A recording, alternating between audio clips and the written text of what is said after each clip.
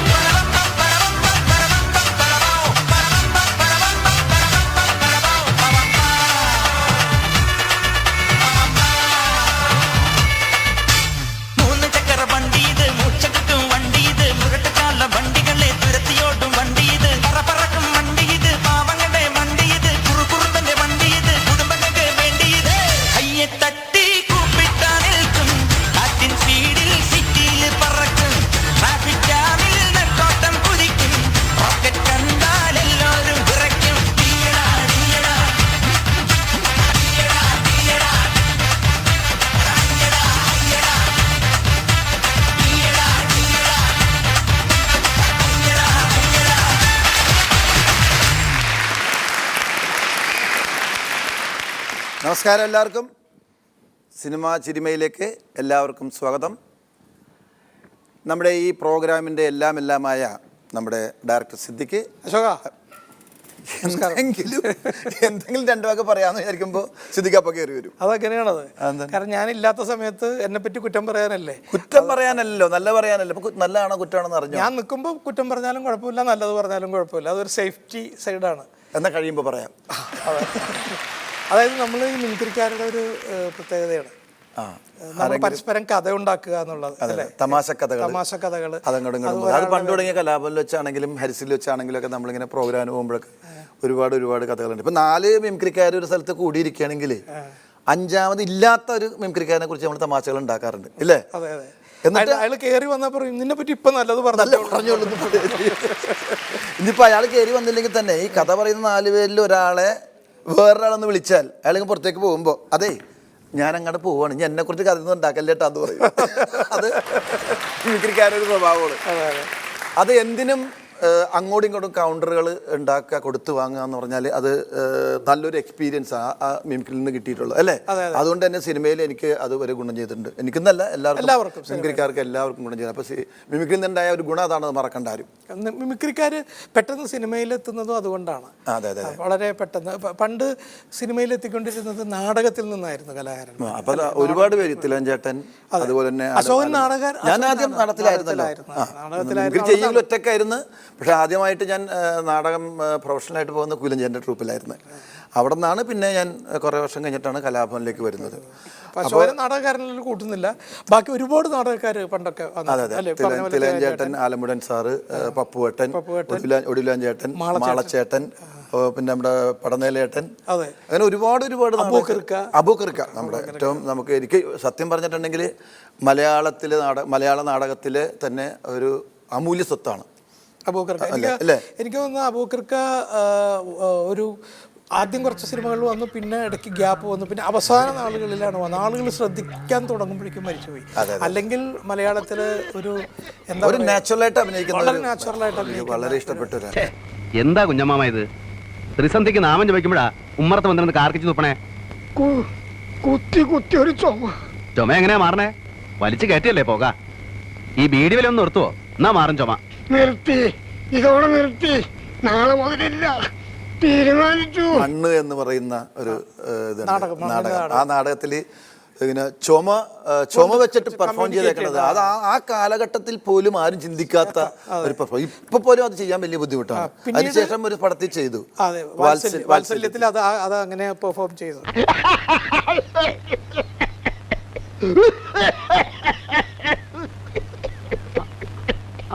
മനസ്സിലായി, അമ്മ കിടന്നു, ഞാൻ ചെയ്തോളാം. ഈ അബൂക്കറുടെ 2 മക്കള് വിടുത്തിട്ടുണ്ട്, നവാസും നിയാസും. അതെ, അതിൽ നമുക്ക് നവാസിനെ ഇങ്ങോട്ട് വിളിക്കാം, അല്ലെ? നിയാസിനെ വിളിച്ചാലോ? നവാസിനെ ആദ്യം വിളിക്കാം, കാരണം ഇളയിൽ നിന്ന് തുടങ്ങാം. മൂത്താളോട് വെയിറ്റ് ചെയ്യട്ടല്ലേ? എന്തിനും സഹിക്കാനായിട്ടും വെയിറ്റ് ചെയ്യാനായിട്ട് ഒരാൾ വേണമല്ലോ. അവിടെ വെക്കട്ടെ, അത് നമുക്ക് നവാസിനെ വിളിക്കാം. Navas, please come.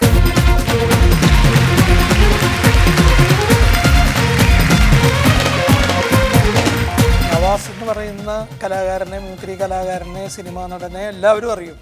പക്ഷേ നവാസിൻ്റെ പേരിലല്ല ഞങ്ങളിവിടെ ആദ്യം ഇൻട്രൊഡ്യൂസ് ചെയ്തത്. കാരണം ഒരു മഹാനായ കലാകാരൻ്റെ മകനാണ് നവാസ് എന്നുള്ളത് നമ്മൾ വളരെ കുറച്ച് പേർക്കേ അറിയുള്ളൂ, പബ്ലിക്കിനെ അറിയില്ല. കാരണം വരാൻ എനിക്കൊരു ഭാഗ്യം ഉണ്ടായില്ല. അതെ അതെ. ഞാൻ ഈ ചാൻസലറായിട്ട് നടക്കുന്ന സമയം, ചാൻസലർ സിദ്ദിഖിനോട് പറയേണ്ട ആവശ്യമില്ല, നിനക്കറിയാലല്ലേ.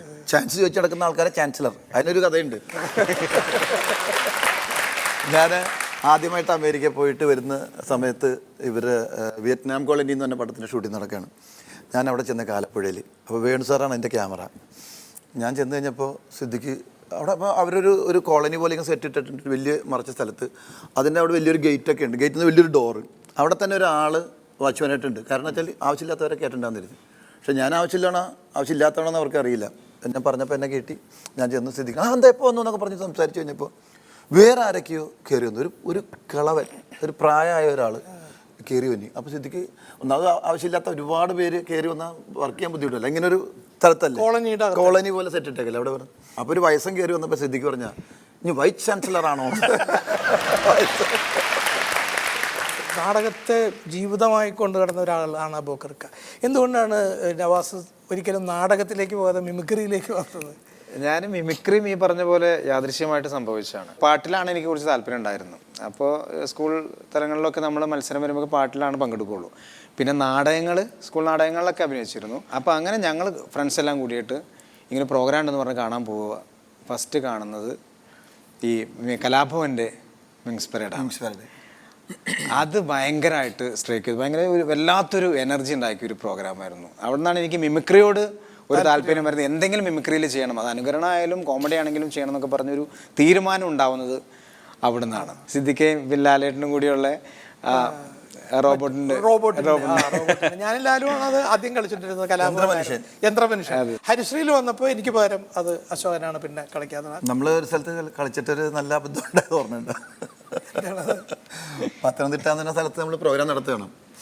അപ്പോൾ ലാലിന് ഞാൻ ഇങ്ങനെ പൊക്കിക്കൊണ്ടുവന്ന് ഈ ഐറ്റം യന്ത്രമനുഷ്യൻ ലാലിങ്ങനെ നീണ്ടു കിടക്കായിരിക്കും. അപ്പോൾ ഇവിടെ നിന്ന് ഇങ്ങനെ പൊക്കിക്കൊണ്ടുവന്ന് ഇങ്ങനെ നിർത്തിയിട്ട് ഒരു മനുഷ്യനാണെന്ന് തോന്നുന്നില്ല, ബലം പിടിച്ചിങ്ങനെ നിൽക്കുക. ആള് ഇങ്ങനെ വെട്ടിയായിട്ട് നിൽക്കും, കണ്ണിന്റെ അനങ്ങില്ല. എന്നിട്ട് നിർത്തിക്കുമ്പോൾ നേരെ ബാക്കിലേക്ക് ഇങ്ങനെ പോകാന്ന് പറഞ്ഞാൽ നേരെ വീണാൽ പിടിച്ചില്ലെങ്കിൽ അത് വീഴും ലാല്. അത് അങ്ങനെ അതിൻ്റെ ഒരു പെർഫെക്ഷൻ. പക്ഷെ നമ്മളൊരു ടൈമിങ് കറക്റ്റായിട്ട് പിടിക്കും. നേരെ ഒന്ന് പിടിച്ചു പിന്നെ വീണ്ടും തള്ളിക്കൊണ്ടുവരും. പിന്നെ നമ്മൾ ഇവിടെ നിൽക്കുമ്പോൾ അങ്ങോട്ട് വീഴും, ഇങ്ങനെ തന്നെ അങ്ങോട്ട് വീഴും. നേരെ ഓടിപ്പെടുന്ന് ഇവിടുന്ന് ഇത് പിടിക്കും. അങ്ങനെ ഈ യന്ത്രമനുഷ്യനെ ഓപ്പറേറ്റ് ചെയ്യുന്ന ഒരു ഐറ്റമാണ്. അപ്പോൾ കുറേ പ്രോഗ്രാം അടുപ്പിച്ച് അരിസയുടെ പരിപാടിയാണ്. ഇറങ്ങിയ സമയത്ത് ഒരുപാട് പരിപാടികളാണ്. അങ്ങനെ കളിച്ച് വരുന്ന സമയത്ത് ഒരു പത്തനംതിട്ട പ്രോഗ്രാം ചെയ്തുകൊണ്ടിരിക്കുമ്പോഴാണ് അവിടെ നിങ്ങോട്ട് പൊക്കിയെടുത്തപ്പോൾ അശോകന്റെ പാൻറ് കീറി. പാൻറ് എവിടെ കിടന്നു, ഇവിടെ നിന്ന് ഇവിടം വരെ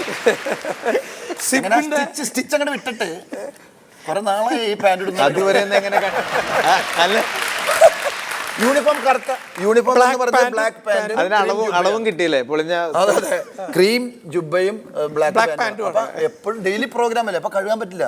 പാൻറ് അങ്ങനെ പ്രോഗ്രാം കഴിയാൻ അങ്ങനെ എടുത്തു വെക്കും, എന്നിട്ട് വേറെ പാൻറ് എടുക്കും നമ്മള്. അങ്ങനെ ഈ വിയർപ്പ് ഇങ്ങനെ നിന്നിട്ട് അവനിങ്ങനെ സ്റ്റിച്ച് വിട്ടിരിപ്പുണ്ട്. നേരെ അറ്റത്തിന് കാലിങ്ങനെ കത്തി കഴിഞ്ഞാൽ കംപ്ലീറ്റ്. അപ്പൊ ലാലിനിങ്ങനെ എഴുന്നേപ്പിച്ച് നിർത്തിയിട്ടേ ഉള്ളൂ. ലാലിങ്ങനെ നിൽക്കുകയാണ്. അശോകൻ നേരെ ഓടി. ഞാൻ നേരെ പാൻറ് കീറി കഴിഞ്ഞപ്പോൾ ഞാൻ ഓടി നേരെ അടുത്ത് സിദ്ദിഖ് പാൻറ് കീറിപ്പോയി. ആരാ അത്? എൻ്റെ സിദ്ദിഖ്. അപ്പൊ സിദ്ദിഖ് കുറെ നാട്ട് കളിക്കാതിരിക്കല്ലേ. സിദ്ദിഖ് ഇല്ല, അത് അറിയില്ല, ജുബ് ഇവിടം വരില്ലേ, സിദ്ദിഖ് പോയിക്കോ, അച്ഛൻ പോയി കളിച്ചോ. ഞാനിങ്ങനെ നോക്കിയിട്ട് പറഞ്ഞു അച്ഛൻ അറിയണില്ല, ഇത് നിന്ന് ഒരു കുഴപ്പമില്ല. അപ്പൊ ലാലാ നിൽക്കുക, ആളുകൾക്ക് ഇതെന്താ സംഭവം. അത്ര സമയം എന്തോ ആവശ്യമുണ്ടെന്ന് വിചാരിച്ചിരിക്കുകയാണ് ആളുകൾ. ഇങ്ങനെ ഇതെന്താ ഒരാളെ നിർത്തിട്ട് അപ്പുറത്ത് ഭയങ്കര ഫാസ്റ്റ് ആയിട്ട് ആർഗ്യുമെന്റ് ആണ്. ഞാൻ പറഞ്ഞു ഒരു കുഴപ്പമില്ല, അശോക കയറിക്കോ എന്ന് പറഞ്ഞ് തള്ളിയൊക്കെ വിട്ട് അശോകൻ ഓടി വന്നു. പിന്നെ ഓപ്പറേഷൻ തുടങ്ങി. കൈ നിവർത്തുന്നു, ഇങ്ങനെ നിർത്തിയില്ലേ. എന്നിട്ട് ഞാനിങ്ങനെ യന്ത്രമനുഷ്യൻ നിൽക്കുമ്പോൾ ഞാനിങ്ങനെ നിന്നിട്ട് ഇതിങ്ങനെ നിൽക്കല്ലേ, ഇങ്ങനെ കാണാൻ പാടില്ല പിള്ളേര്. ഇങ്ങനെ നമ്മൾ എങ്ങനെ പെട്ടെന്ന് ആ മൂഡിന്റെ പുറത്ത് ഇത് ഇങ്ങനെ കാണിക്കും. അപ്പൊ താഴെ നിന്ന് കുട്ടി വേറെ പയ്യനോട് ദേടാ ചേട്ടന്റെ പാൻറ് കീറിയടാ, ദേ നോക്കിയടാ, ഒരു വെള്ള ചട്ടിയടാ, ചന്തിയാടാ. ഇത് കേട്ടപ്പോ എനിക്ക് സൈലന്റ് കൂട്ടച്ചിരി ആൾക്കാർ. അപ്പൊ ഞാൻ എന്ത് ചെയ്യണം, ഞാൻ ഇങ്ങനെ ഇരിക്കണേ. അവിടെ ഓടിയാൻ സിദ്ദിഖിന്റെ സിദ്ദിഖ് നോപ്പറ്റി ഒരു കുഴപ്പമില്ല ആൾക്കാർ ചന്തി എന്നൊക്കെ വിളിച്ചു പറഞ്ഞു കുറെ കഴിഞ്ഞപ്പോ ലാലിങ്ങനെ അപ്പോ അങ്ങനെ ആക്കി വെച്ചിട്ടാ പോയതൊക്കെ കുറച്ച് കഴിയുമ്പോ ഞങ്ങളവിടെ തർക്കിക്കാൻ പറ്റില്ല ലാല് വന്നിങ്ങനെ കുറെ നേരം ഈ മനുഷ്യൻ യന്ത്രം നിൽക്കാൻ തുടങ്ങിയിട്ട് ആൾക്കാർ വിചാരിക്കുന്നത് കർത്താവ് കുറിച്ച് കിടക്കുന്ന ഒരാള് ലാല് പതുക്കെ പോയി പിന്നെ കളിച്ചില്ലായിട്ട്. ഇത് ഞാനിപ്പോൾ പെട്ടെന്ന് ഓർത്തത് ബെന്നി എന്ന് പറഞ്ഞൊരു ആർട്ടിസ്റ്റാണ് കലാപല. അപ്പോൾ അവനാണ് മാനേജർ ട്രൂപ്പിൻ്റെ. അപ്പോൾ ഇവൻ ഇടയ്ക്ക് ചില നടന്മാരെ പഠിച്ചുകൊണ്ട് വരും, അത് അപ്പം തന്നെ ചെയ്യണം സ്റ്റേജിൽ. നമ്മളൊന്ന് കേൾപ്പിച്ച് ഒന്നുകൂടി പ്രാക്ടീസ് ചെയ്തിട്ട് അതിനൊന്നും സമയമില്ല. ഇവൻ സംസാരിക്കുന്ന കോട്ടയം സ്ലാങ്ങാണ്. ഞാൻ ഇന്നും ഒരെണ്ണം എന്നാ പറയും ബെസ്റ്റ് നല്ലൊരു സ്റ്റാറിനെ കൊണ്ടാണ് ഞാൻ വന്നിരിക്കുന്നത്, അത് എന്തായാലും ചെയ്തേ പറ്റുള്ളൂ. ഇതാണ് നല്ലൊരു സ്റ്റാർ. നല്ല സ്റ്റാറാണ്.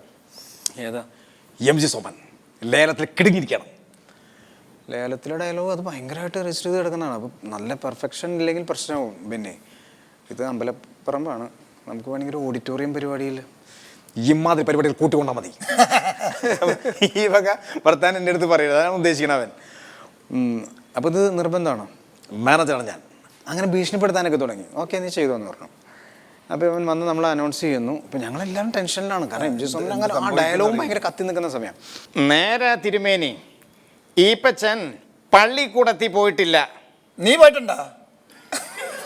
മരം വെട്ട് കാരണം എൻ്റെ അപ്പൻ എൻ്റെ അമ്മച്ചെ കരപ്പിച്ച റേഞ്ചർ സോപ്പിനെ ഒറ്റ വെട്ടിന് പോകുന്നു. ചോദിച്ച ഒരാള് നീ പോയിട്ടുണ്ടാന്നല്ലേ? ബെന്നി സോമനായി പോയി, ബെംജി സോമൻ. അബൂക്കർക്കയുടെ സിനിമയിൽ ചെയ്തല്ലോ, അത് മണ്ണ് നാടകത്തിലാണ്. അത് ആ ചുമ കൊണ്ട് അതെ അതെ അതിന് കുറച്ചാണ് വാത്സല്യത്തിൽ, മുഴുവനായിട്ടല്ല. അത് ഒന്ന് ശരിക്കും വാപ്പിച്ചുള്ള വന്നിരുന്ന സ്റ്റേജിൽ ഞാൻ അനുകരിച്ചിട്ടുണ്ട്. വാപ്പ പ്രസൻസിൽ ചെയ്തിട്ടുണ്ട് ഞാൻ. അത് തിരൂര് എന്ന് പറഞ്ഞ സ്ഥലത്തായിരുന്നു. അത് ഡയലോഗ് മുഴുവനായിട്ട് ഓർമ്മയില്ല. നിർത്തി നിർത്തി ബീഡി വഴി നിർത്തി, സിഗരറ്റാണെങ്കിൽ കുഴപ്പമില്ല. പാടോ വെല്ലോ എവിടെ? അത് കുറേ നാളായി. അത് നവാസ് ചെയ്തതിന്റെ ഏറ്റവും വലിയ എക്സ്പെഷ്യലി എന്ന് പറയുന്നത് പാട്ടുകാരെ അനുകരിക്കുക എന്നുള്ളതായിരുന്നു. എനിക്ക് പാട്ടുകാരെ അനുകരിക്കാൻ തുടങ്ങിയത്, ആദ്യമായിട്ട് അനുകരിക്കാൻ തുടങ്ങിയത് നവാസാണ് അല്ലേ? നവാസ് ചെയ്തിട്ടില്ലല്ലോ, അങ്ങനെ കേട്ടിട്ടില്ല. അതിപ്പോഴും നവാസ് ഞാൻ സ്റ്റേജിൽ ചെയ്യണം. സ്റ്റേജിൽ ആദ്യം ആവശ്യപ്പെടാറുണ്ട്, ജാനകിയമ്മയുടെ പാട്ട് പാടണം എന്ന് എല്ലാവരും പറയാറുണ്ട്. ജയചന്ദ്രൻ മാഷിന്റെയും വാണിജ്യറാം കൂടി പാടിയൊരു പാട്ടുണ്ട് 1983 എന്നുള്ള പടത്തില്, ഓലഞ്ഞാലി. അത് കേട്ടേക്കാം. ഓലഞ്ഞാലിക്കുരുവി ഇളം കാറ്റിലാടി വരു നീ,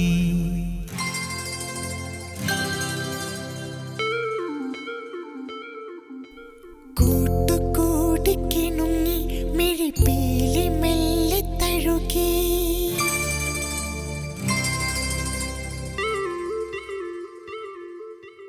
ഓലഞ്ഞാലിക്കുരുവി ഇളം കാറ്റിലാടി വരു നീ, കൂട്ടുകൂടി കിണുങ്ങി മിഴിപ്പീലി മെല്ലെ തഴുകി, മറുചിരി 4 മണി പൂവ് പോൽ വിരിഞ്ഞുവോ, ചെറുമഷത്തണ്ടു നീട്ടി വന്നെടുത്തു നിന്നുവോ മണി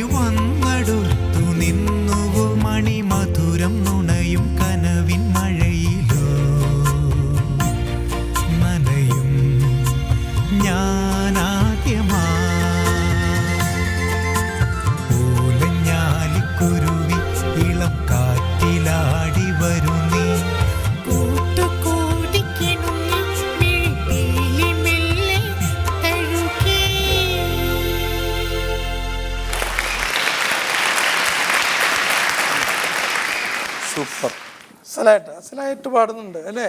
ഇപ്പം നമ്മളുടെ ഒരുപാട് ഈ അന്യ ഭാഷാ പാട്ടുകാർ വന്ന് പാടുന്നുണ്ട്, അവരുടെയൊക്കെ ശബ്ദം അനുകരിക്കാൻ. അത് കുമാർ സാനു ഗായകനുണ്ട്, അദ്ദേഹം ഒരു മലയാളം ഡിവോഷണൽ സോങ് പാടിയിട്ടുണ്ട്.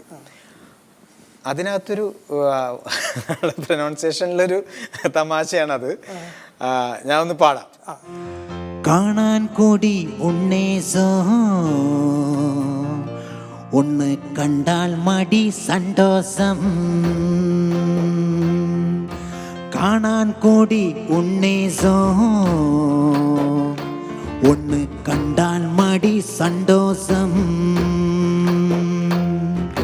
വാ വാ രാജണേ വാ വാ യേസുവേ തട്ടാടേ മുട്ടാടെ കാട്ടിടം നിന്നെണം കാലങ്ങളോളം കാണാൻ കൂടി ഉണ്ണേസോ ഒന്ന് കണ്ടാൽ മടി സന്തോഷം.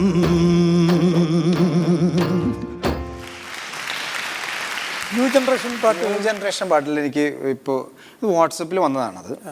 അത് ആരുടെയാണത് സൃഷ്ടി എന്നുള്ള അറിയില്ല, പേരൊന്നുമില്ല. ഇത് എൻ്റെ സോങ് അല്ല, ഒരു ന്യൂ ജനറേഷൻ സോങ് ആണ്.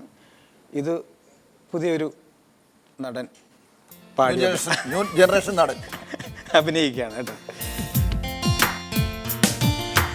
എൻ്റെ കയ്യിൽ കാശില്ല, എനിക്ക് നല്ലൊരു ജോബില്ല. എൻ്റെ കയ്യിൽ കാശില്ലെങ്കിൽ എനിക്കൊരു പുല്ലുമില്ല.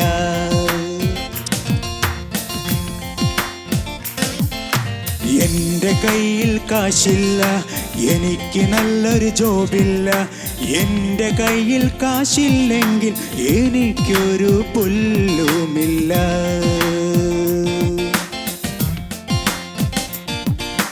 എൻ്റെ കയ്യിൽ ബൈക്കില്ല, എൻ്റെ കയ്യിൽ കാറില്ല. എനിക്ക് നല്ലൊരു പെണ്ണില്ല, എനിക്കൊരു ഗ്രാസുമില്ല.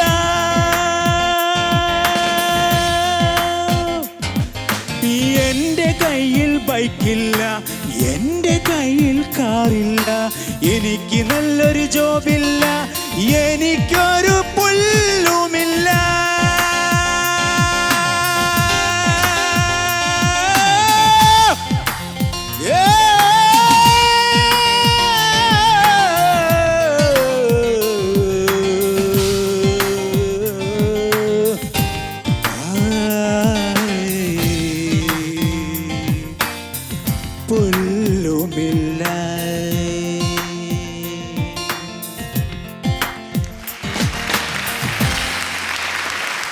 ഞാൻ ഒരു നാടക ട്രിപ്പിൽ അഭിനയിക്കുന്ന സമയത്ത് അതിൽ സ്ഥിരം ഇൻ്റർവെല്ലിന് അന്നങ്ങനെ ഉണ്ടായിരുന്നു. നാടകത്തിൻ്റെ ഇടയ്ക്ക് ഒരു പാട്ടുണ്ടാവും. അപ്പം അതിൽ സ്ഥിരം പാടുന്ന ഒരാളുണ്ട്. അയാൾ എപ്പോഴും പാടുന്നത് കായാമ്പൂ തന്നെ പാട്ടാണ്. ഒരു പാട്ടാണ്, ഒറ്റ പാട്ട് അറിയാൻ പാടുള്ളൂ. എവിടെ പോയാലും ഒരു പാട്ട് വർഷങ്ങളായിട്ട് തന്നെ. ഇപ്പം ഇത് നടത്തിപ്പുകാരൻ സംഘാടകൻ. ഞാൻ ആ പാട്ടുകാരനെന്ന് വെച്ചാൽ ഞാനല്ല, ആ പാട്ടുകാരനായിട്ട് ഞാൻ അഭിനയിക്കണം. അപ്പോൾ ഇയാളോട് ആ ഒരു സ്ഥലത്ത് നാടകം കളിക്കാൻ ചെന്നപ്പോൾ അവിടുത്തെ സംഘാടകർ വന്നിട്ട് പറഞ്ഞു, ഇൻ്റർവെല്ലുണ്ട്, ഒരു പാട്ട് പാടണം പറഞ്ഞു. ഇത് അവിടെ നാടകം നടത്തിപ്പുകാരൻ സംഘാടകൻ വന്ന് പറയണ ഇയാളോട്. ദാസപ്പ അതെ, പിന്നെ നമ്മുടെ ആ പാട്ടിന് ടൈം ആയിപ്പോ 10 മിനിറ്റ് ഉള്ളൂ. പാടിക്കോ. കായാമ്പൂ അല്ല, കായാമ്പൂ 4 വർഷം നീ പാടിക്കൊണ്ടിരിക്കാൻ, മനസ്സിലായ? ഞാൻ അവർ ഓടിച്ചിട്ട് തല്ലും. പിന്നെ അത് പാടാനാ അവരിപ്പോൾ ആവശ്യപ്പെട്ടിരിക്കുന്ന പാട്ട് ചൊട്ട മുതൽ ചുടല. ചൊട്ട മുതല അതിന്റെ അനുപല്ലവിലൊക്കെ ഭയങ്കര ടോപ്പല്ലേ? നീ ആദ്യം പല്ലവി തുടങ്ങും, പിന്നെ അത് വന്നോളും. അതെങ്ങനെ പാടാം? അത് കാലം അതൊക്കെ പാടുമ്പോൾ എങ്ങനെ ലാസ്റ്റ് വരുമ്പോൾ തൊണ്ടടഞ്ഞു എനിക്ക് പാടാൻ പറ്റില്ല. ബാക്കി കാശിന് കിട്ടാണ്ട് 5000 രൂപ. നീ ഇത് പാടിയില്ലെങ്കിൽ ഞാൻ അത് തിരിച്ചങ്ങോട്ട് കൊടുക്കേണ്ടി വരും. ഭയങ്കര ടോപ്പ് പാടാൻ പറ്റില്ല. ശരിയായിക്കോളൂ, നിങ്ങൾ പാടിക്കൂന്ന്. പാടി അവിടെ വന്നിട്ട് ഒരു അഡ്ജസ്റ്റ്മെന്റ് ഒക്കെ ഉണ്ടാവും. പിന്നെ അഡ്ജസ്റ്റ്മെന്റ് അത് അത്ര മതി. പാടാൻ വേണ്ടി വന്നിട്ട് ചൊട്ട മുതൽ ചുടല വരെ ചുമടും താങ്ങി ദുഃഖത്തിൻ കണ്ണീർ പന്തലിൽ നിൽക്കുന്നവരെ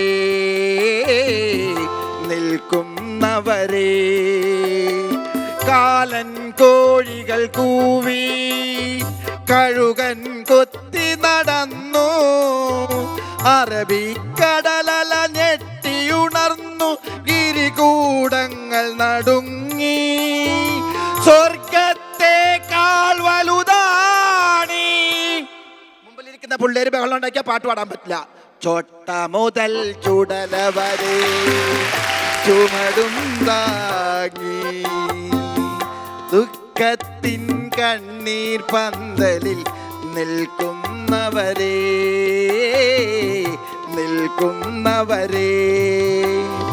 ഇങ്ങനെ പല അഡ്ജസ്റ്റ്മെന്റിലൂടെ പാട്ട് പാടുന്ന ആൾക്കാരുണ്ട്. പക്ഷേ ഇതെന്തായാലും ഈ ന്യൂ ജനറേഷൻ എനിക്ക് വളരെ ഇഷ്ടമായി. നർമ്മത്തിന്റെ പുത്തൻ നമ്പറുകളുമായി എത്തുന്ന ഒരു നല്ല സ്കിറ്റുമായി നമുക്ക് വീണ്ടും തിരിച്ചു വരാം. ഭീമ സിനിമ ചിരിമ നിങ്ങൾക്കായി അവതരിപ്പിക്കുന്നു ഭീമ കേരള, കർണാടക ആൻഡ് തമിഴ്നാടു.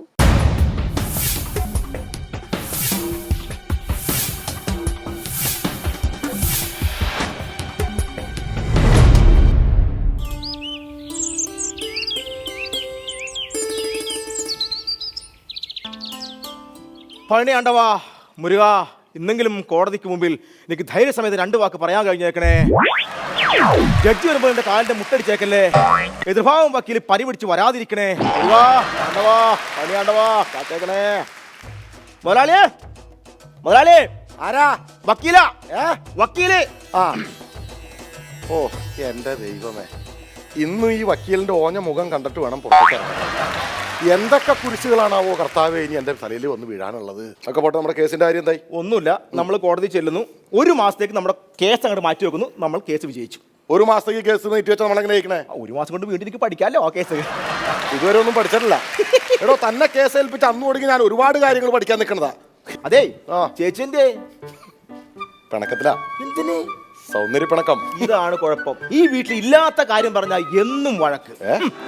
പവിളിച്ചത്ര വിളിക്കും. അതെ, സൗന്ദര്യ പിണക്കത്തിന്റെ കാര്യം ചോദിച്ചാ വക്കീല്. എന്താ കാര്യം? അതായത് ഇവിടെ ഇവൾക്ക് ബംഗ്ലാവ് ഉണ്ട്, കാറുണ്ട്, പൊന്നുണ്ട്, പണമുണ്ട്. എനിക്കൊരൊറ്റ ആഗ്രഹം മാത്രമേ ഉള്ളൂ, ഒരു പൂന്തോട്ടം വേണത്രേ ചേച്ചിക്ക്.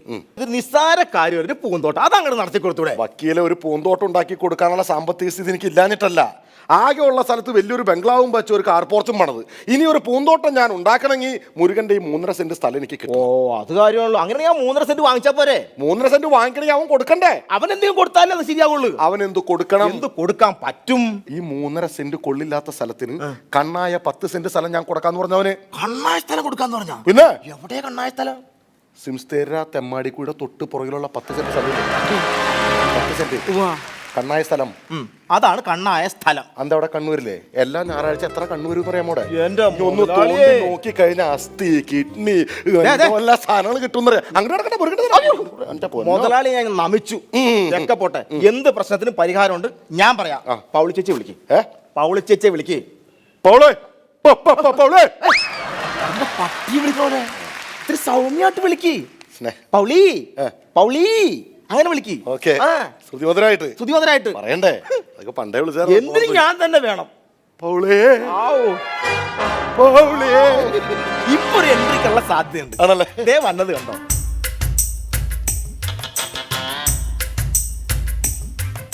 സൗന്ദര്യപ്പണക്കം. അതെ, എന്റെ പൗളി ചേച്ചി സൗന്ദര്യത്തിന് കുറക്ക്. അതുകൊണ്ടല്ലേ എന്ന് ഈ സൗന്ദര്യപ്പണക്കം ഉണ്ടാവുന്നത്. ഇല്ലാത്ത കാര്യത്തിനൊരു പിണക്കമുള്ളതെന്ന് പറഞ്ഞു. ഞാനൊന്ന് ഒതുക്കാൻ വേണ്ടി പറഞ്ഞതല്ലേ. എന്റെ വക്കീലിനോട് എനിക്ക് ഒരു പിണക്കുമില്ല. എന്റെ ആകെ ഒരു ആഗ്രഹം എന്താണെന്നറിയോ? ഒരു വലിയൊരു പൂന്തോട്ടം വേണം. അതിന് ഇത്തിരി പോകുന്ന സ്ഥലം ഞാൻ ചോദിച്ചു. അത് തെറ്റാണോ? നമ്മുടെ ടെറസിന്റെ മുകളിൽ എത്ര സ്ക്വയർ ഫീറ്റ് സ്ഥലം വെറുതെ കിടക്കണത്? ഈ പൂന്തോട്ടം നിനക്ക് അവിടെ ഉണ്ടാക്കി കൂടെ? അത് പറ്റില്ല. ടെറസിന്റെ മുകളിൽ വെയിൽ കൊണ്ടാ കറുത്തു പോവില്ലേ? പിന്നെ ടെറസിന്റെ മുകളിൽ നമുക്ക് നോൺ വെജിറ്റബിൾ നട്ടാം. പച്ചക്കറി കൃഷി. അങ്ങനെ ഒരുപാട് പച്ചക്കറികൾ ഉണ്ടാക്കി അങ്ങനെ ഞാനൊരു ബ്രാൻഡ് അംബാസിഡർ ആയി മാറും. അംബാസിഡർ. നീ അംബാസിഡർ ആവണ്ട, അത് പഴയ മോഡലാ. നീ ഒരു BMW ആയിക്കൂടി, അതിന് പറ്റിയൊരു മോഡൽ. അതെ, പതുക്കെ പറ, അതാരെയും കേക്കണ്ട. ഒന്നും കുഴപ്പമില്ല, ആര് കേട്ടാലും എന്താ. അതെ, ആൾക്കാർ കേൾക്കാതിരിക്കുന്നത് എന്തെങ്കിലും ആവട്ടെ. ഇവിടുത്തെ പ്രശ്നം എന്താ? ഇവിടുത്തെ ഒരു പൂന്തോട്ടം അതെങ്ങനെ സാധ്യമാക്കാൻ പറ്റും? സാധ്യമാക്കണമെങ്കിൽ മുരുകൻ 3 സ്ഥലം തരണ്ടേ? എന്റെ മനസ്സിലൊരു പ്ലാൻ ഉണ്ട്. ആ പ്ലാൻ പറ. ആ കാണുന്ന കൂട് കണ്ടോ? കൂട് പോലുള്ളൊരു വീട് കണ്ടോ? അത് നമുക്ക് ഇടിച്ച് നിരത്തണം. അത് നിരത്തണമല്ലോ. അത് നിരത്തിയിട്ട് ദേ അവിടുന്ന് ഇതുവരെ വലിയൊരു പൂന്തോട്ടം, നടുവില് എന്റെ കാറ്, 2 വശത്തും ആന്തൂറി. ഇങ്ങോട്ട് വന്നേ. ആന്തൂറി അല്ല, ആന്തൂറിയം. അതെനിക്കറിയാം, നിങ്ങൾക്ക് അറിയാൻ പറ്റുമോ? ഞാൻ ട്രസ്റ്റ് ചെയ്തതല്ലേ. ബാക്കി പറ. അത് പിന്നെ ബാക്കി സ്ഥലത്ത് മുഴുവനും പുല്ല്. എന്ത് പുല്ല് പുല്ല്. അപ്പൊ നീയല്ലേ കഴിഞ്ഞ ആഴ്ച നമ്മുടെ മുറ്റം മുഴുവൻ പുല്ല് കിടക്കാണ് അവിടുത്തെ ചെത്താനായിട്ട് 4 ആളെ കൊണ്ടുവരാൻ പറഞ്ഞിട്ട്? ഒരു വസ്തു പുല്ല് ചെത്ത, ഒരു വസ്തു പുല്ല് പിടിപ്പിക്കുക. ഇത് തലയ്ക്ക് ഭ്രാന്തുണ്ട് അവിടെ. 5 വയസ്സിന്റെ ബോധമില്ല മുതലാളിയാണ് പോലും. എന്റെ ചേച്ചി പറഞ്ഞ ആ പുല്ലല്ല, ഇത് മറ്റേ പുല്ല്. നീ പോടാ പുല്ല്, കുടുംബം കലക്കാൻ വന്നേക്കണോ? ഒത്താനം പറയാൻ നടക്കണത്. അതെ, ഇപ്പൊ എന്ത് മാസ്റ്റർ പ്ലാൻ പറയും. മാസ്റ്റർ അളക്കേണ്ട മാസ്റ്റർ പ്ലാൻ പറയും. അതിന് ടേപ്പ് വേണം. ടേപ്പ് എന്റെ അടുത്ത് ഉണ്ടാവോ? ടേപ്പ് ഇച്ചായ ടേപ്പ് ഒന്ന് എടുത്തിട്ട് വരും. ഞാൻ എടുത്തിട്ട് വരാം. പിന്നെന്താ കുഴപ്പം? ടേപ്പ് പൗഡി പറഞ്ഞാൽ എന്തോടി എടുക്കും. ഇഷ്ടംപോലെ പണം ഉണ്ട്. എന്താ ചെയ്യാ? 10 പൈസക്ക് വിവരം. അതെ, പക്ഷെ അങ്ങനെയാലും വിവരം കേട്ടോ. മതിയോ? ഇതാണോ ടേപ്പ്? ടേപ്പല്ലേ ഇത്? ഇത് പാട്ട് പാടുന്ന ടേപ്പല്ലേ? ഇതുകൊണ്ട് നമ്മൾ സ്ഥലം അളക്കുവോ? മറ്റേ ടേപ്പ് കൊണ്ടുവരൂ. കൊണ്ടുവന്നിട്ടുണ്ടല്ലോ. ഞാൻ ഈ ടേപ്പ് കൊണ്ടുവന്നാൽ അതിന്റെ പേരിൽ നീ തെറി പറയും, ഇത് കൊണ്ടുവന്നാ ഇതിന്റെ പേരിൽ തെറി വരും. അത് രണ്ടും കൊണ്ടുവന്നാ ഏതിലോട്ട് നിനക്ക് സെലക്ട് ചെയ്തെടുക്കാമല്ലോ. എന്തായാലും തെറി ഉറപ്പാണ്. അത് കിട്ടാറുണ്ട്. ചേച്ചി അളക്കാം. പിടിച്ചോ, അളവ് പറഞ്ഞിട്ട് ഞാൻ കൊണ്ടുവയ്ക്കാം. എവിടെ ഉദ്ദേശിച്ചത്? കുറച്ചും കൂടി അവിടെ പോട്ടെ. ഇവിടെ അല്ലല്ല, കുറച്ചും കൂടി പോട്ടെ. ഇതിലേ പോട്ടെ. ഇവിടെയാണോ? അല്ല, ഇച്ചിരി കൂടി ബാക്ക് പോട്ടെ. മുരുകന്റെ വീടായി. പോട്ടെ, അങ്ങോട്ട് പോട്ടെ. പോട്ടെ. മുരുകന്റെ വീടായി. എവിടെ എത്തിപ്പോ? മുരുകന്റെ വീട് അവിടെ കേൾക്കോ. അകത്തേക്ക് പോണോ? പോട്ടെ, എത്തി. പോട്ടെ. എന്നാലും കറക്റ്റ് ആവുള്ളൂ. ഇത്രയും കൂടി. മറ്റേ സാധനം വെക്കണ്ട. ആന്തൂറി വെക്കണ്ടേ? പോട്ടെ പോട്ടെ. മുരുകന്റെ വീടിന്റെ അടുക്കളയായിട്ടാ. അടുക്കളായ എവിടെ പിടിച്ചേക്കണേ? ഇപ്പൊ പിടിച്ചേക്കണ ഞാനല്ല. ആരാ പിടിച്ചേക്കണത്? മുരുകനാ. എവിടെ പിടിച്ചേക്കണേ?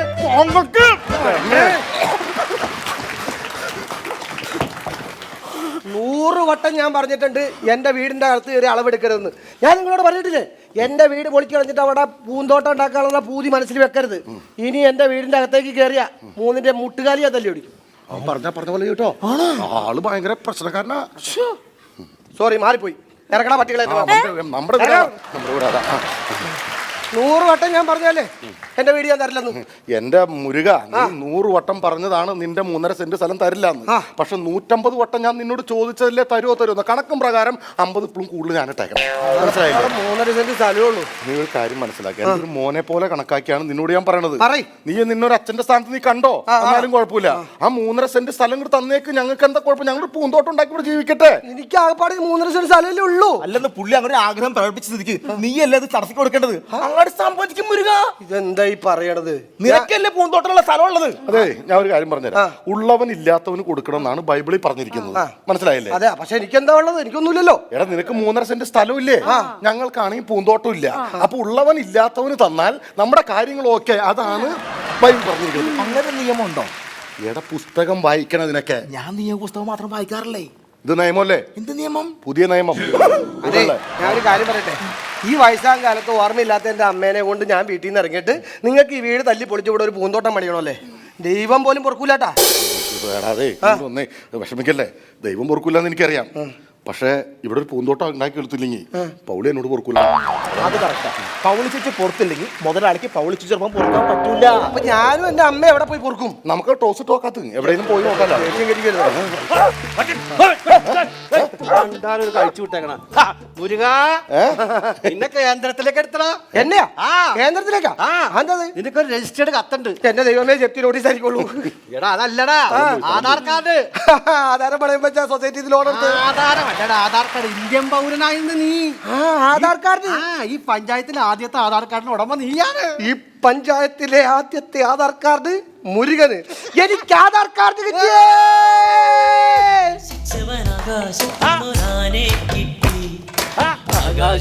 കൂടെ ആനക്കിരിയാളാവാനൊരു പൂരം വന്നേ. പൂരം ഇന്നാണ്. പണ്ടു തൊട്ടേ പന്തലുണ്ടേ പറഞ്ഞൊരുക്കിയ ചെണ്ടക്കാർ ദൂരയല്ലേ. പിന്നെ ഇതിപ്പോ ജർമ്മനി വേൾഡ് കപ്പ് പേടി വരെയായി പോയല്ലോ. വേൾഡ് കപ്പ് തന്നെയാ. പരീക്ഷ മുതലാളി കിട്ടിയോ? വക്കീലിന് കിട്ടിയോ? പോസ്റ്റ്മാന് കിട്ടിയോ? ആർക്കും കിട്ടിയിട്ടില്ല. ഈ പഞ്ചായത്തിൽ ആദ്യമായിട്ട് ആധാർ കിട്ടിയത് മുരുകനാണ്. അപ്പൊ വേൾഡ് കപ്പ് കിട്ടിയ പോലെ തന്നെയാണ്. നിങ്ങൾ ആരും കണ്ടിട്ടില്ലേ?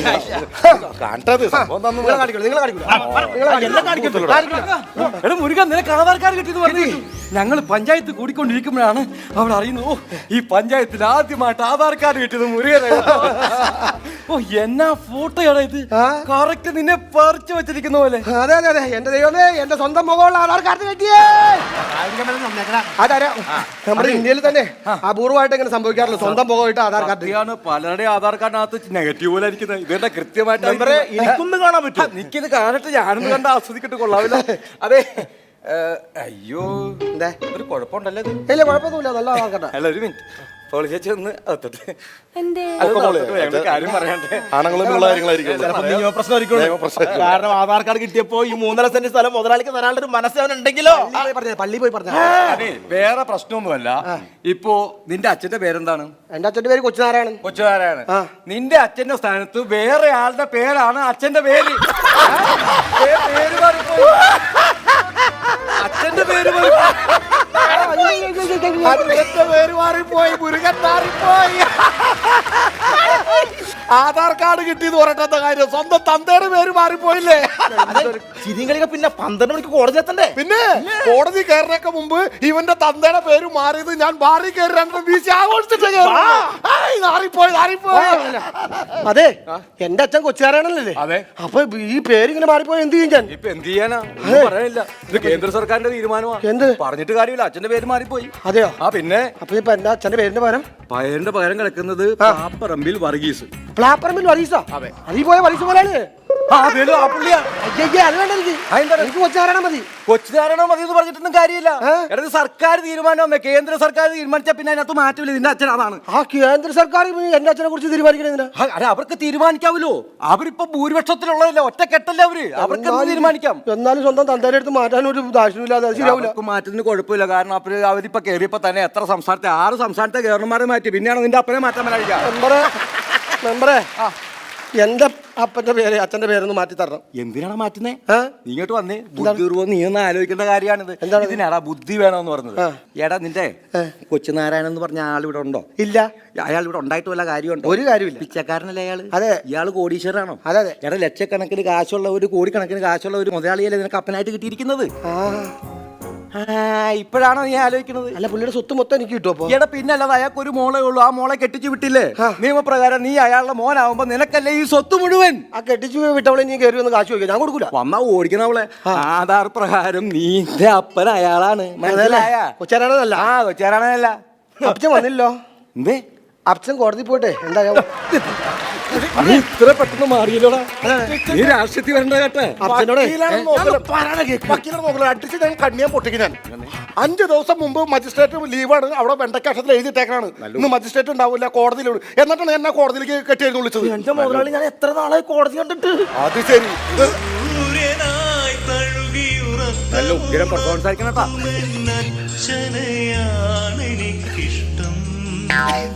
വട്ടായി പോയി.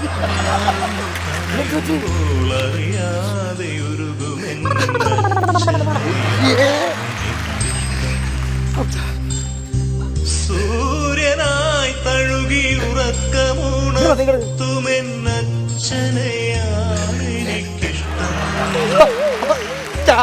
ഞാനൊന്നു കരയുമ്പോൾ ക്ഷമിക്കണം.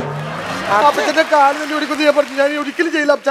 3.5 സെന്റ് സ്ഥലവും വീടും അച്ഛൻ. മോനെ പൊട്ടായി പോയടാ എനിക്ക്. അച്ഛൻ എന്തീ പറയണം അച്ഛ?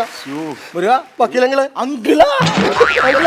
ഒന്ന് പറഞ്ഞു മനസ്സിലാക്കാൻ. അച്ഛനൊന്ന് പറഞ്ഞു മനസ്സിലാക്കി. ഇവനൊന്ന് വിളിച്ചാൽ കൊണ്ട് അവനെ ഒതുക്കി എടുത്ത് ഞാൻ പറഞ്ഞുതരാം. നീ പഠിക്കണം. ദേഹോപദ്രവൊന്നുമില്ലല്ലോ. എന്തിന്? അല്ല ഈ പ്രാന്തായാലും എന്തിനാ? കോതമംഗലത്ത് നല്ലൊരു ആയുർവേദ റിസോർട്ട് ഉണ്ട്. എന്തിന്? അവിടെ എത്ര കാശ് ചെലവായിക്കോട്ടെ, കാര്യം ഞാൻ അവനെ കുറെ ഉപദ്രവിച്ചിട്ടേക്കുണ്ട്. എത്ര കാശ് ചെലവായി എന്റെ കാരണം ഉണ്ടോ നമുക്ക് അവനെ?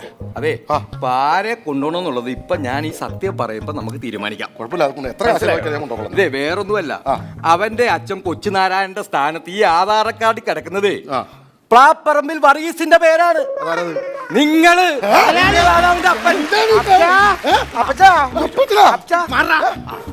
നോക്ക്, കണ്ട പ്ലാപ്പറമ്പിൽ വർഗീസ്.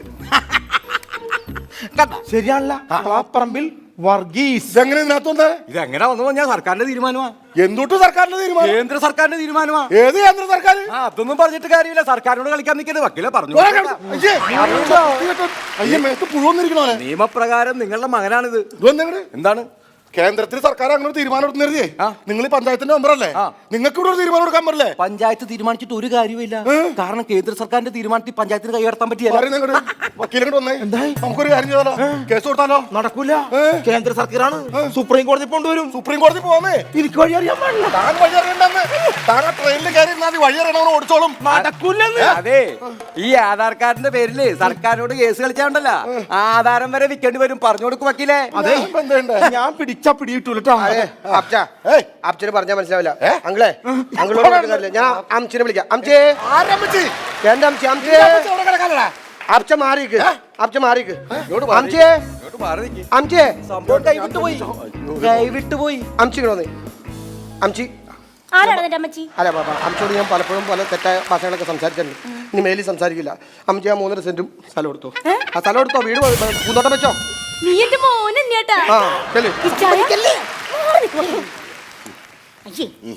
അതെ, അവൻ വിട്ടുതരാന്ന് പറഞ്ഞു. വേണം, എനിക്ക് പൂന്തോട്ടം വെക്കണം. അവന് പറ്റും, പിന്നെ നിങ്ങൾക്ക് എന്താ പറ്റിയാല്? ഈ സ്ഥലം വിട്ടുതരാം, ഇവിടെ പൂന്തോട്ടം പണിയാൻ പറഞ്ഞെന്താ അറിയാമോ? നമുക്കുള്ള 8ന്റെ പണിയത്. പിന്നെ പിന്നെ അവൻ എന്താ വിളിച്ചേ? അമ്മച്ചി. ഇതിക്ക് മുമ്പ് എന്താ വിളിച്ചായിരുന്നു? ചേച്ചി. ചേച്ചി. എന്നെ ഇപ്പൊ എന്താ വിളിക്കുന്നറിയോ? ആച്ചി. അതിനുമ്പ് എന്താ വിളിക്കുന്നറിയോ? അന്ന് പുറത്തു പറയാൻ കൊള്ളാം. നമുക്കത് വേണ്ട. ചേച്ചി കഥ അറിയാതെ ആട്ടം കാണല്. പിന്നെ അവൻ ആ 3.5 സെന്റ് തരാമെന്ന് പറഞ്ഞിട്ട് കാരണം അറിയാവോ? ഈ ആധാർ കാർഡില് അവന്റെ അച്ഛന്റെ സ്ഥാനത്ത് കിടക്കുന്ന ആളുടെ പേരാന്നറിയാവോ? ചേച്ചിയുടെ ഭർത്താവ് ഈ വറീസിയേട്ടന്റെ പേരാ കിടക്കുന്നത്.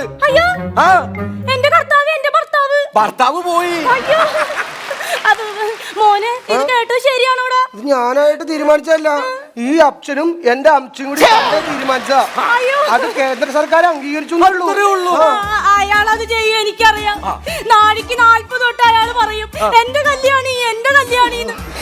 ഈ ചെറ്റക്കുടിൽ നോക്കിയിട്ട് നിങ്ങൾ വന്നേ. നീ എഴുതിയില്ലെന്ന് ഒഴിക്കല്ലേ? ഇത് ഞാൻ അറിഞ്ഞിട്ടില്ലെന്ന്. ഇങ്ങനൊരു സംഭവമില്ല. അറിയട്ടെ, ഇന്നലെയും കൂടി പറഞ്ഞതാ എന്റെ മോനെ പോലെയാ, എന്റെ മോനെ. സത്യം അറിയാറുന്നില്ലേ? സ്നേഹം ഒളിപ്പിച്ചോണ്ട് നടക്കരുതല്ലേ ഇത്ര നാൾ?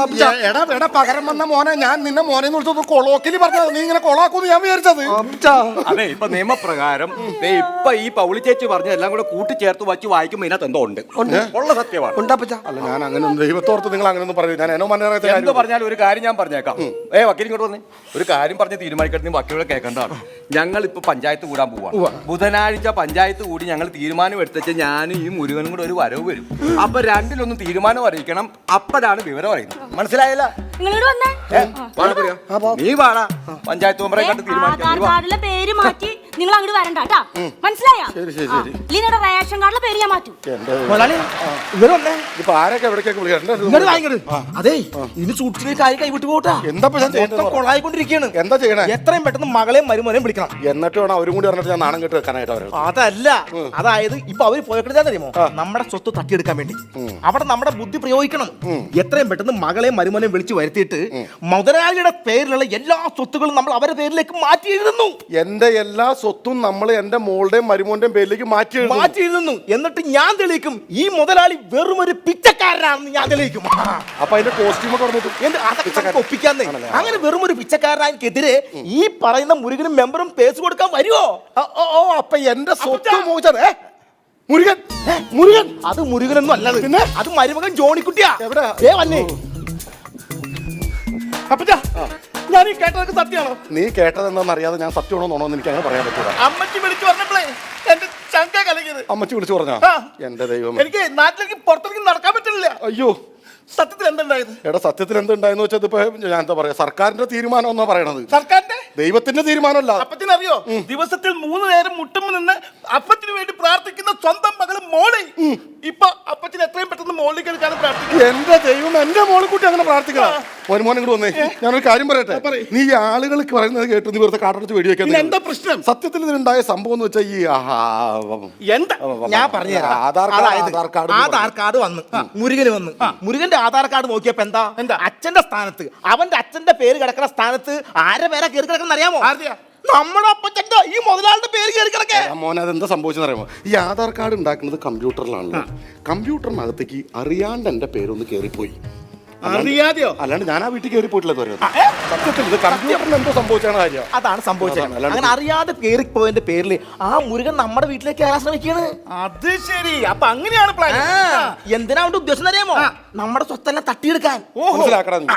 അപ്പൊ ഞാനൊരു ബുദ്ധി പറഞ്ഞു, എത്രയും പെട്ടെന്ന് മകളെ മരുമനെ വിളിക്കാൻ. അതായത് അപ്പച്ചന്റെ പേരുള്ള ഇനിയുള്ള സ്വത്തുക്കളെല്ലാം തന്നെ നിങ്ങളുടെ പേരിലേക്ക് എഴുതി വെക്കുന്നു. അപ്പച്ചൻ പിച്ചക്കാരനാകുന്നു, കേസ് ജയിക്കുന്നു, സ്വത്തെല്ലാം നമ്മുടെ പേരിലാകുന്നു. എങ്ങനെയുണ്ട് എന്റെ ബുദ്ധി? നല്ല ബുദ്ധി. ഒരു വൈറ്റ് മോളിലേക്കാ? അതല്ല മോളി മോളിക്ക. അതെ, അപ്പച്ചനെ മുകളിലേക്ക് എടുക്കാൻ പ്രാർത്ഥിക്കണ്ടാ. അപ്പച്ചനെ എത്രയും മറ്റും താഴേക്ക് എടുക്കാൻ പ്രാർത്ഥിക്കും. ബാക്കി വിശ്വസികളൊക്കെ ഞാൻ വന്നിട്ട് പറയാം. ഓക്കെ ഓക്കെ വക്കീലേ, അപ്പൊ എന്റെ പേരിലുള്ള സ്വത്തുക്കൾ മുഴുവനും എന്റെ മോളിക്കുട്ടിയുടെയും എന്റെ മരുമോന്റെയും പേരിൽ എഴുതിയൊക്കെയുള്ള പേപ്പറുകൾ എടുക്കുക. ഈ പിച്ചക്കാരനായിട്ട് ഞാൻ പഠിപ്പിക്കാം. അപ്പൊ ഓക്കെ മുരുകാ. അയ്യോ, ഈ മുരുകനല്ല, പഴനിയാണ്ടവൻ. ഓ, വേൽമുരുകൻ. വേൽമുരുകൻ കർത്താവേ. മുരുകാ കാത്തേക്കണേ. സംഭവം കലക്കി, നാട്ടിൽ മുഴുവൻ ഹിറ്റായി. അതെ, എല്ലാ നാട്ടുകാരും ഇപ്പൊ ഇതാ പറയുന്നത്. പക്ഷെ വേറെ സംഭവം ഉണ്ട്. ജംഗ്ഷനിൽ നിന്റെയും വർഗീസും മാപ്പിളയും ഒരു ഫ്ലെക്സ് വെച്ചില്ലേ, ഇങ്ങനെ നിൽക്കുന്നത്. നാട്ടുകാരും കൂടി പഴയ ഫോട്ടോ ഒപ്പിച്ച് തന്ന കാരണം അത് നടന്നു. മകന്റെ അച്ഛൻ. അതെ, അതാണ് കലക്കിയത്. അതാണ് കലക്കിയത്. പിന്നെ വേറൊരു കേസും ഉണ്ട്. നീ കുടിലിൽ നിന്ന് കൊട്ടാരത്തിലോട്ട് കയറാൻ പോവാണ്. ഈ മെമ്പറെ മറക്കല്ലേ, കോടീശ്വരനൊക്കെ ആവാൻ പോവാണ്. അങ്ങനെയൊന്നുമില്ല, ഞാൻ എന്നും പഴയ മുരുകൻ തന്നെ ഇരിക്കും. ഓക്കെ, അപ്പൊ നമുക്ക് കയറി താമസം. കേട്ടോ, കയറി താമസം പറഞ്ഞാൽ അച്ഛനെ മനസ്സിൽ വിചാരിച്ചോണ്ട് അങ്ങോട്ട് കേറുക. അച്ഛൻ അപ്പൊ ശരി.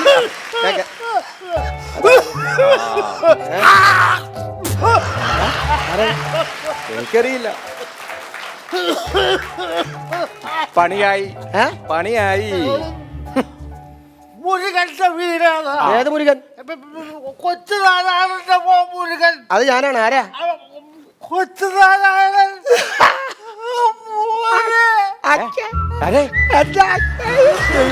പണ്ട് നാട് വിട്ടു പോയ കൊച്ചുനാരായണോ? അതെ, ഇങ്ങോട്ട് വന്നേ. എന്നാ ഇതിനെങ്ങനെ ഒഴിവാക്ക്? അതെ, എന്റെ ശരിക്കും അപ്പച്ചനല്ലേ വേണ്ട എനിക്ക്. പിന്നല്ല ഈ പിച്ചക്കാരനെ കിട്ടിയിട്ട് കാര്യമില്ല. അതെ, അച്ഛൻ എന്തിനാ ഈ അസമയത്ത് വന്ന് കയറിയത്? ഈ പകല് 12 മണിയാ. അതല്ല, ഇവിടെ നിർണായകമായ ചില തീരുമാനങ്ങൾ നടക്കുന്ന സമയമാണ്. ഇപ്പൊ അച്ഛൻ വരേണ്ട കാര്യമില്ലായിരുന്നു. അതായത് മഹാലക്ഷ്മി ഒന്ന് വാതിൽക്ക് നിൽക്കുകയാണ്. അച്ഛൻ നിന്ന് കഴിഞ്ഞാൽ തിരിച്ചു പോകും. ഭാര്യ കല്യാണി ഓർമ്മയില്ലാതെ അകത്ത് കിടപ്പുണ്ട്. എന്റെ ഭാര്യ കല്യാണി. ആ കല്യാണി ഇവിടെ ഉണ്ട്. ഇതൊക്കെ എന്നാ ഇപ്പോഴാണ് ഓർക്കണത്? ഇത്രയും കൊല്ലം എവിടെയായിരുന്നു? ഞാൻ എന്റെ പൊന്നുപോലെ ഇങ്ങനെ നടന്ന് നടന്ന് നടന്ന് നട്ടം തിരിഞ്ഞ് കറങ്ങി തിരിഞ്ഞ് ചുറ്റി തിരിഞ്ഞ് തിരിഞ്ഞ് തിരിഞ്ഞ് തിരിഞ്ഞ് അവസാനം ഇവിടെ എത്തി. ഇപ്പൊ എനിക്കൊരു കാര്യം മനസ്സിലായി. എന്ത് മനസ്സിലായി? ഭൂമി ഉരുണ്ടതാണ്. പണ്ട് മാകലിന് ശേഷം ഭൂമി ചുറ്റിയ ആളായി വന്നേക്കുന്നത്. അതെ, നല്ല പണിയെടുത്ത് തിരിഞ്ഞാൽ ഞങ്ങൾക്കൊക്കെ ചെലവിന് കയറാൻ ആരോഗ്യം ഉണ്ടായിരുന്ന കാലത്ത് അലഞ്ഞിരിഞ്ഞ് നടന്നിട്ട് ഇപ്പൊ വയ്യാണ്ടായപ്പോ കയറി വന്നേക്കല്ലേ എന്റെ തലയിലോട്ട് കയറാനായിട്ട്. എന്റെ കല്യാണി അവിടെ. കല്യാണി അമ്മക്ക് ഓർമ്മയൊന്നുമില്ല. പക്ഷെ എന്നെ കണ്ടു കഴിയുമ്പോ അവക്ക് ഓർമ്മ വരും, എനിക്ക് ഇനി ഒരു പുതിയ ജീവിതം തുടങ്ങണം. പിന്നെ കാലത്ത് കഞ്ഞി കുടിച്ചാന്ന് ചോദിച്ചാൽ അതുപോലെ ഓർമ്മയില്ലാത്ത അമ്മക്കല്ലേ 40 കൊല്ലം മുമ്പ് കണ്ട അച്ഛൻ. ഒരു കാര്യം പറഞ്ഞ് മനസ്സിലാക്കാം. അതെ, ഈ കാരുണ്യ പ്ലസ് ലോട്ടറി എന്നൊക്കെ കേട്ടിട്ടുണ്ടോ? എന്ന് പറഞ്ഞ പോലെ മോനൊരു ലോട്ടറി അടിച്ചിരിക്കുകയാണ്. കാശ് മേടിച്ചല്ല, കാരുണ്യ ഫാദർ ലോട്ടറി. അതുകൊണ്ട് അവിടെ കയറി അവിടെ പോയിരിക്കും. അതെ, അമ്മാവാ തൽക്കാലം അച്ഛൻ അമ്മാവനാണ്, അല്ലെങ്കിൽ മഹാലക്ഷ്മി തിരിച്ചു പോകും. അപ്പൊ ഞാൻ കല്യാണം കഴിക്കേണ്ടി വരും. അതൊന്നും വേണ്ട, ഒന്നും വേണ്ട. അമ്മാവനകത്തേക്ക് പോകും. അമ്മാവനകത്തേക്ക് പോവാ. ഇപ്പൊ അച്ഛനല്ല, അമ്മാവനാണ്. കേട്ടോ, കല്യാണിയെ. അപ്പൊ ഞാൻ അകത്തോട്ട് കയറിക്കോട്ടെ. അതെ, ഞാൻ അകത്തോട്ട് കയറി അച്ഛനോട്. അമ്മാവൻ കയറിപ്പോ. അച്ഛാന്ന് വിളിച്ചാ വരരുത്. അച്ഛാന്ന് വിളിച്ചാ വരരുത് കേട്ടോ. മക്കൾ അപ്പനെ നോക്കിയാ എന്ത് വിളിക്കുന്നു അതാണ് അപ്പന്. അച്ഛാ, അച്ഛാ, ഞാൻ കേറിക്കോട്ടെ അച്ഛാ? നീ കേറണ്ടറാ. ഞാൻ അങ്ങോട്ട് ഇറങ്ങാണ്. ഇറങ്ങാണ്. അപ്പൊ വിളിച്ചു കയറ്റിക്കൊണ്ട് പോവാനാ.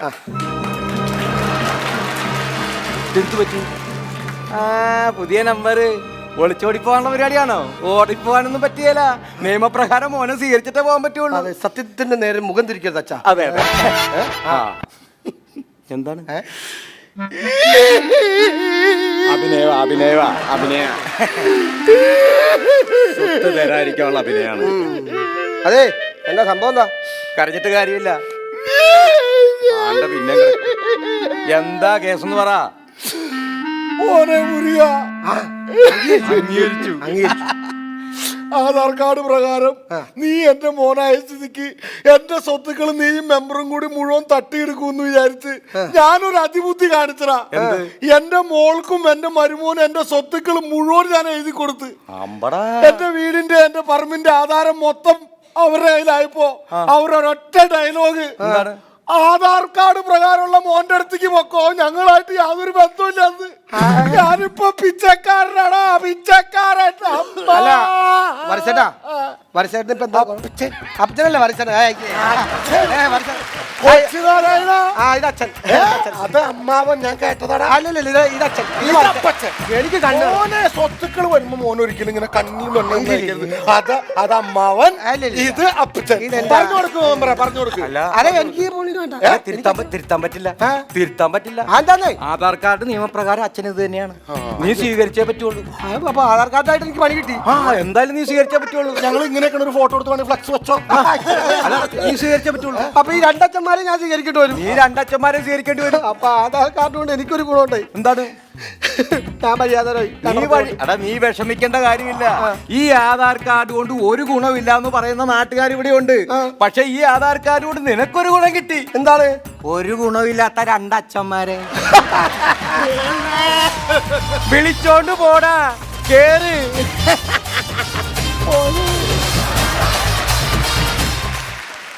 ഭീമ സിനിമ ചിരിമ നിങ്ങൾക്കായി അവതരിപ്പിക്കുന്നു ഭീമ കേരള, കർണാടക ആൻഡ് തമിഴ്നാട്. പാട്ട് പാടുന്ന മിമിക്രിക്കാരാണ് നിങ്ങൾ രണ്ടുപേരും കൂടി ചേർന്ന് ഒരു പാട്ട് നമുക്ക് കേൾക്കാം. തീർച്ചയായിട്ടും. ഓക്കെ. அன்புமலர்களே நம்பியிருங்களே, நாளை நமதே, இந்த நாளும் நமதே. தர்மமுலகிலே இருக்கும் வரையிலே நாளை நமதே, இந்த நாளும் நமதே.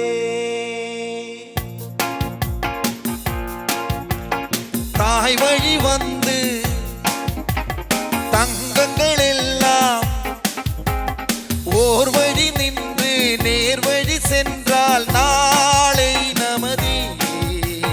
காலங்கள் என்னும் சோலைகள் மறந்து காய்கனியாக நமக்கென்ன வளர்ந்து நாளை நமதே, நாளை நமதே, இந்த நாளும் நமதே, நாளை நமதே, இந்த நாளும் நமதே.